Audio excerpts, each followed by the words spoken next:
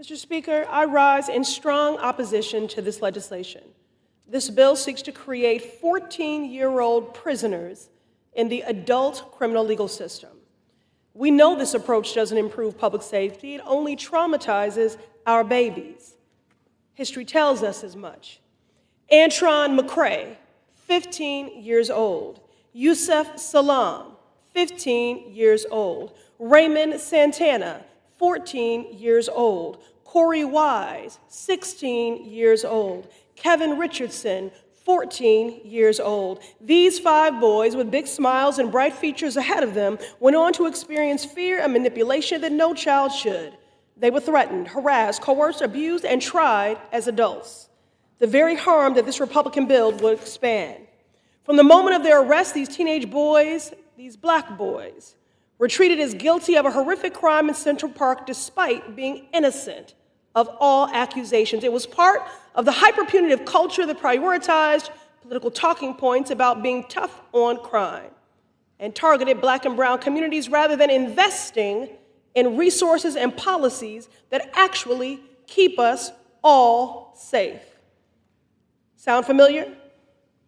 During their trial, there was a PR campaign against the boys on TV and in newspapers. Donald J. Trump himself spent the equivalent of more than $200,000 advocating for them to get the death penalty. These 5 black and brown children were innocent, but Trump wanted them killed. To this day, he has not even apologized. And Republicans in Congress are supporting him and his bigotry with this bill. The story of the exonerated 5 is a tragedy and part of our shared history. But Republicans want it to be the future. First, their rhetoric demonized our communities. Then they began weaponizing National Guard against citizens. Now they're changing laws to incarcerate more people at an even younger age. And of course, the prison industrial complex will reap the profits.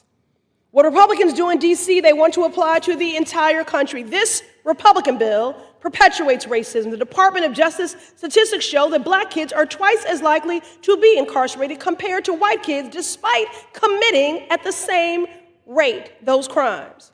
This Republican bill is flawed.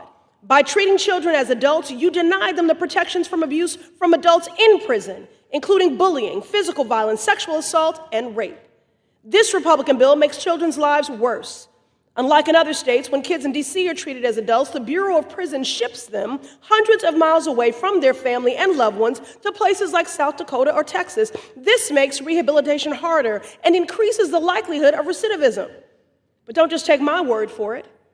There's a large coalition opposing this bill. Scientists tell us that young people's brains are not even fully developed until their 20s. They don't share the same culpability for their actions as adults when they are only 14 years old.